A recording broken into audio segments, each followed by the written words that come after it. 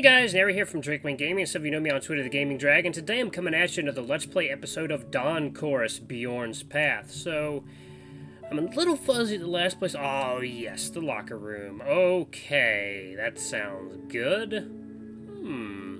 Maybe this bear will finally get his honey after all. But anyway guys, sit back and enjoy. Let me entertain you for the next 20 minutes and let's jump right into it, shall we? Alright, alarm chain, you're up. Okay, let's go. Both sound good, but it would be nice to spend some time alone with him. For some reason, I felt like he didn't want to let me into his room when I came to play snooker, but maybe I was wrong? Okay, I'm ready. I nod and stand up, leaving the locker room with him. Rune?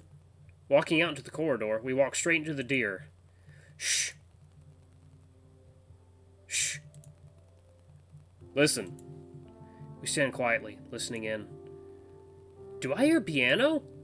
Definitely, and it sounds like an acoustic one. I had no idea there was one here. That's neat. Oh yeah, there is one in the common room. I wonder who's playing it. Only one way to find out. Are you two coming with me? Sure, live music is definitely a treat. Carvin? Sure, I like the idea. Even if I look forward to spending time with Bjorn instead. And I might have an idea who's sitting behind the piano. As we walk towards the common room, Rune leading the way, the music gets louder. I don't know what song, but the playing style reminds me of a certain wolf I know. Walking into the common space, I see it's indeed Miko sitting behind the piano. He notices us entering the room and stops playing, turning in our direction. Why did you stop playing? Hey! Oh, hello there. Had no idea you could play piano too, Miko. That's right, he played piano and was quite good at it. I remember staying with him after classes and listening to him play on the school piano, back when we were in middle school. Knowing your way around the keyboard helps a lot with composing. I actually started with the piano and switched to electronic instruments later. We heard someone playing the piano in here and came to listen. I hope you don't mind an audience. I don't, although don't expect too much from me. I haven't played the real acoustic thing in a long time. He touches the keyboard with such affection that for a moment I can't help but feel jealous. So would you like me to play something? Sure.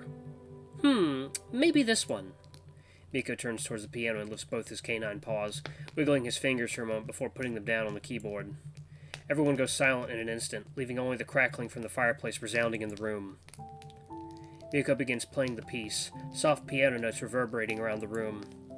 He strokes the keys gently, but with confidence. The three of us sit in silence, not wanting to distract him, but also enchanted by the music. I don't think he would notice anything anyway, completely engrossed in playing. There's a genuine smile on his muzzle, and he closes his eyes from time to time, his tail swaying from side to side with the rhythm of the piece. It's like he's playing with his whole body, not just his paws. The music is delicate and calm, like a meadow brushed by a gentle autumn breeze.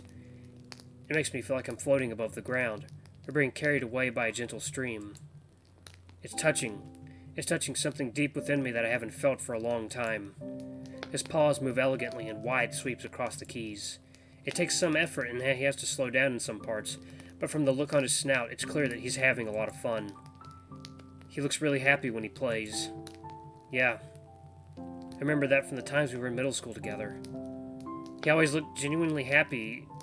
When he was playing an instrument. Right now, in his smile, I can see the boy he was back then, getting lost in music and forgetting about the world around him. Suddenly I hear steps somewhere behind me. Turning around, I see Torolf entering the room, holding a banana in his paw. He raises his other paw to greet us, but doesn't say anything. Instead, he walks up to the free armchair and sits down quietly, listening to Miko playing. His steps feel deliberate and balanced. I hadn't noticed it before, but he walks in a really elegant way. Meanwhile, Miko finishes playing the piece. That was really nice, Miko. Miko turns towards him, surprised. Hi, did we meet before? I believe not. Blake mentioned you in a conversation, though. I know you're Carvin's friend.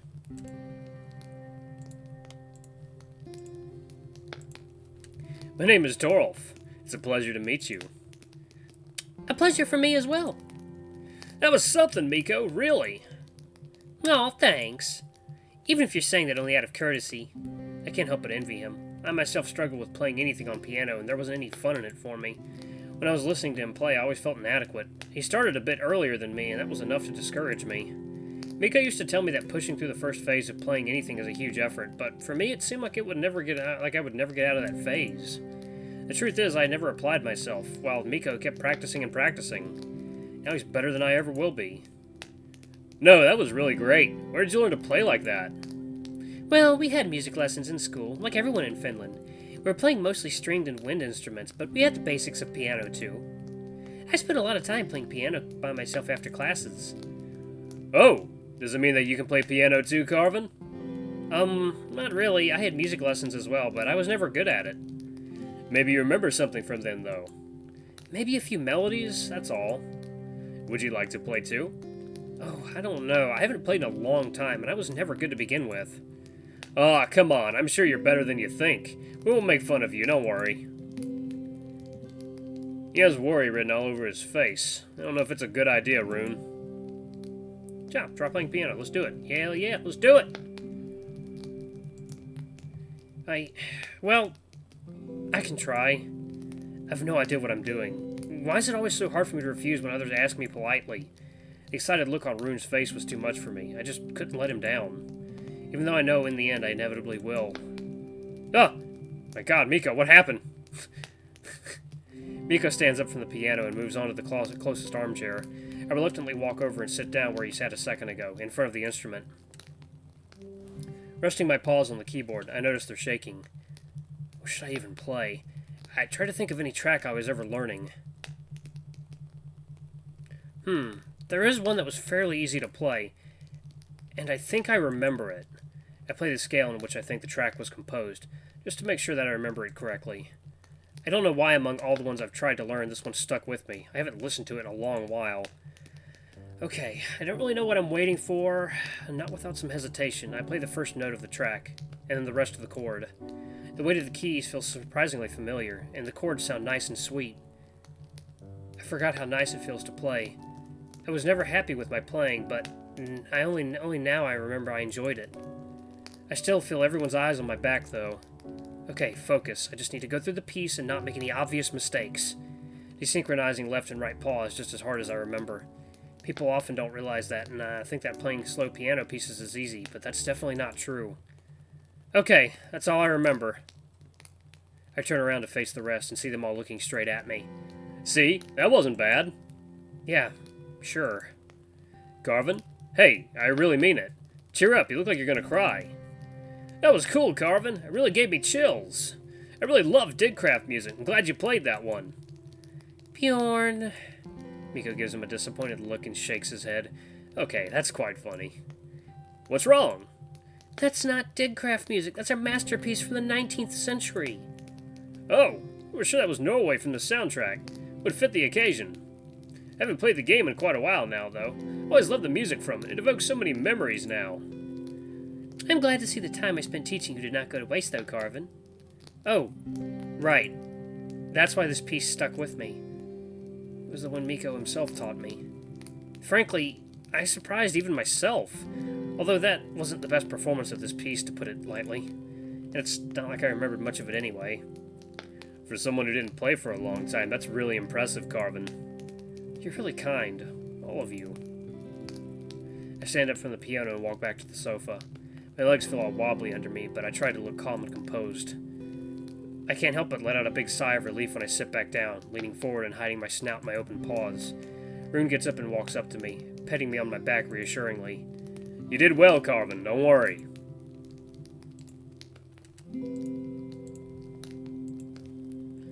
By the way, Miko, your playing is really nice. Do you play often?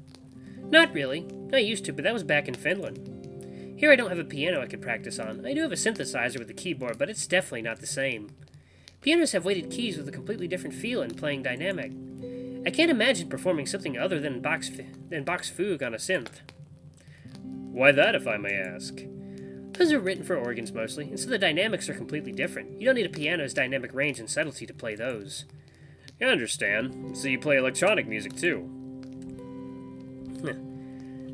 He actually composes his own stuff, and he's quite good at it too. He played me some of his tracks earlier today. They were all good.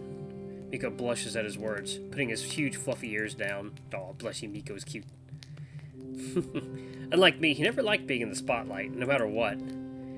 I just like playing music, that's all. If you're good at it, you definitely should use your talent, though. Do you have a SoundLike account where I can listen to your tracks? I do have one, but I don't really upload anything there, at least not lately. Why? I mean, how else are you gonna get known? I don't really care about that. As I said, I just like playing music. The fur on Miko's neck is all bristled, and he even bares his fangs when he speaks. Oh, this is not good. I rarely see Miko angry, but now it's clear that he's getting more and more annoyed. It's just wasting your talent. If there's something you can do well, you should find a way to monetize it. I don't agree with that. Or at the very least, share it with the world.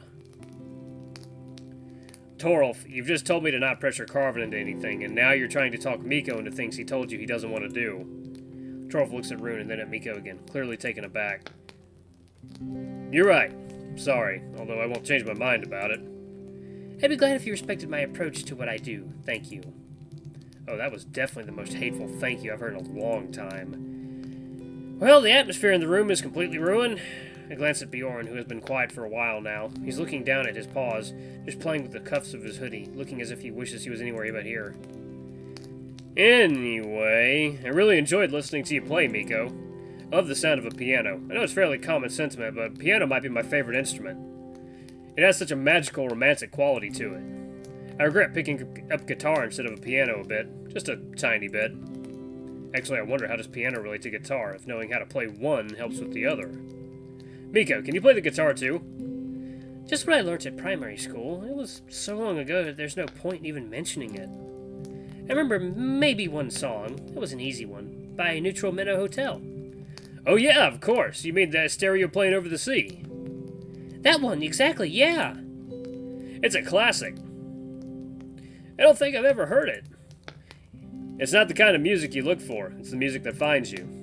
Anyway, you won't be able to help me much then. I'm afraid not, unless you want me to teach you to play piano. Maybe someday. I have a little bit too much on my paws lately. But thank you for the offer anyway.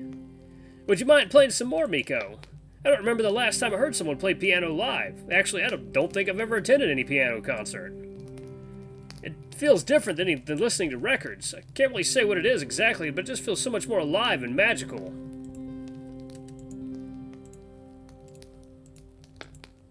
One second, guys. I need to drink some water.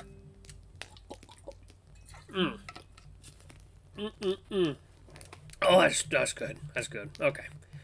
Alright. Throat no longer parched. I know a few more pieces. And we have time.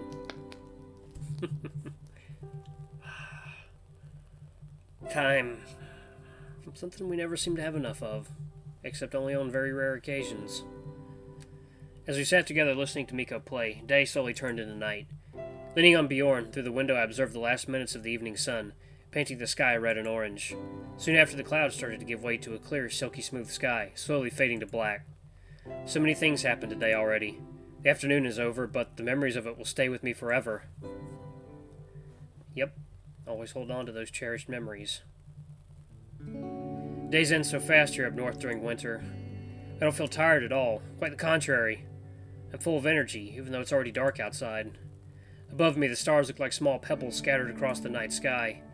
Here, far away from the city and its polluting lights, they shine so much brighter. There's even the subtle band of light that forms the Milky Way slightly visible. It's a very cliche thing to think, but it's mind-blowing to think how big they actually are. So big and so distant. Impressive, isn't it? We stayed at the common space for more than an hour, first listening to Miko's playing, then just talking together. At the end, we were joined by Lake and Jorgen, who treated everyone with chocolate they brought with them. Excuse me. It was almost time for the stargazing to begin, so we hurried outside onto the terrace. Here we found a few other students already waiting, and several telescopes lined up at the edge of the terrace. The night sky here certainly has something. Next to the entrance stands Devon, together with a professor I am not familiar with. He's a burly badger, probably in his late 40s or 50s, looking rather friendly and approachable. Good evening, Professor. Good evening, Lake. And hello there, Jorgen. Evening, Professor. I hope you're well. I'm good, thank you. Wait, Carvin, don't you have anything warmer than that sweater? I do, of course I do. It's back in my room. Oh yeah, right. I should have thought about that before. Wait here just a moment. Or come back inside with me. I nod and go after him back into the guest house. Oh, it's so warm here. I'm glad you noticed. Knowing me, I wouldn't ask anyone and freeze to death outside. Okay, I'll be back in a second. He dashes off into the corridor leading to the residential part. His room, where I assume he's going, is one of the first ones, so it shouldn't take too long. And indeed, after a short while, he emerges back from behind the corner, carrying a thick-looking black jacket in his paws. Here you are. You can hold on to this until you'll have your stuff back. Thank you, Devin. I put it over my sweater. It's a bit oversized, but at least it's warm and comfortable. Okay, we can go back now. Devin glances at his watch, then looks at the notebook he holds in his other paw. Looks like everyone is here already. We can start now.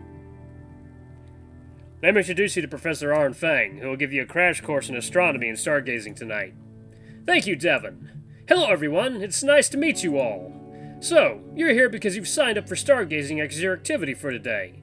You probably expect to start with telescopes, which you can see over there, but that's not what we're going to do. I understand that some of you might be more advanced in the topic, but we're going to start with the very basics today. We're lucky that the wind blew the clouds away, otherwise we wouldn't be able to see much and would have had to postpone the activity. Stars are favorable to us today. He chuckles at his own pun before continuing. Devin, can you go and turn the lights off? Sure thing.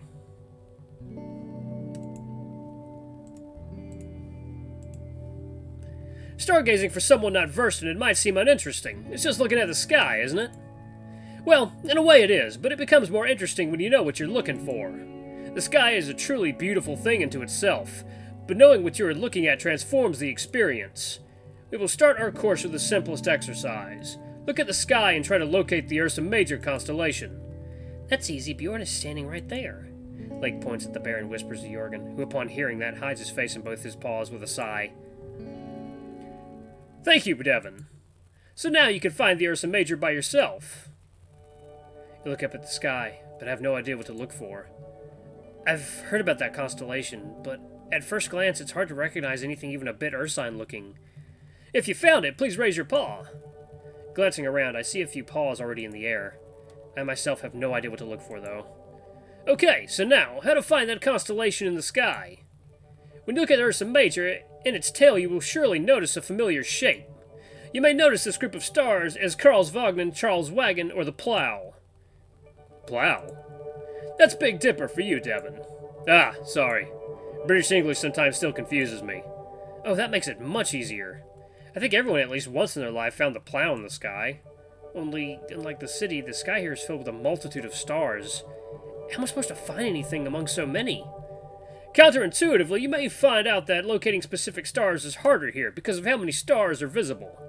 Focus on the brightest ones and ignore all the small ones. I think I see it. Looking only for the brighter stars, I finally locate the familiar shape and raise my paw. Now, why is this important at all? That constellation is the third biggest one in the night sky, and certainly one of the most well-known. It is extremely useful in navigation in the northern hemisphere of our planet. Even Homer in the Odyssey mentions Ursa Major as the constellation that never disappears from the sky, and instead bathes in the ocean's waves. If we draw a line going through them, the last two stars of the bowl point us straight to Polaris. Who can tell me why is that important? Polaris is the North Star. It's roughly above the North Pole, and so it's the point around which the whole sky rotates. That's right. Thank you, Jorgen. What you might not know is that Polaris is actually a three-star system, composed of a primary star with two smaller companions, but that's a story for a different lesson. If anyone here is interested in night sky photography, but doesn't have the money for expensive equipment, then you can take some nice photos knowing where Polaris is. With long exposures, you can get those beautiful star trails circling around the North Star. I like this guy already. It's a shame I don't have classes with him. Our physics professor is probably the grumpiest old man I've ever seen. He's really nice, but any jokes about Uranus get you thrown out of his class. Lake knows something about that. Ow, Lake, I always thought you were a polite boy that never gets into trouble. I don't know where you got that idea. I can attest that it's completely untrue. So it looks like everyone was able to locate the Ursa Major. That's great. For the next exercise, let's spice things up a bit. This time you will be using telescopes. You will take a closer look at Saturn through them. That is, if you manage to locate it. I will make it easy for you, though. Because they're supposed to be fun activities after all. You're instructed to download a sky map to your phones before the arrival. I hope you all did that. Oh, damn. If not, then do that quickly before we get to the next step. Devin, you can go too, if you can have some fun as well. Oh, if I can, then sure thing. Okay, so we don't quite have enough telescopes for all of you, so for the purpose of this exercise, you may form pairs or triples or whatever configurations you might fancy. I don't mind. Alright, I'm going to pause it right there. The next episode is the one where we pick Bjorn. Finally get to stay in his room, maybe. I don't know. Bjorn's got secrets. He's got secrets. And we're very interested in finding out what they are. But anyway, guys, thank you so much for watching. Don't forget to like, comment, subscribe, and ring that notification bell. By the way, we hit over 1,600 subs. We're getting so much closer to 2,000, guys. I'm so excited. Anyway, thank you guys so much for watching. I love you all, and I'll see you in the next video. Bye-bye!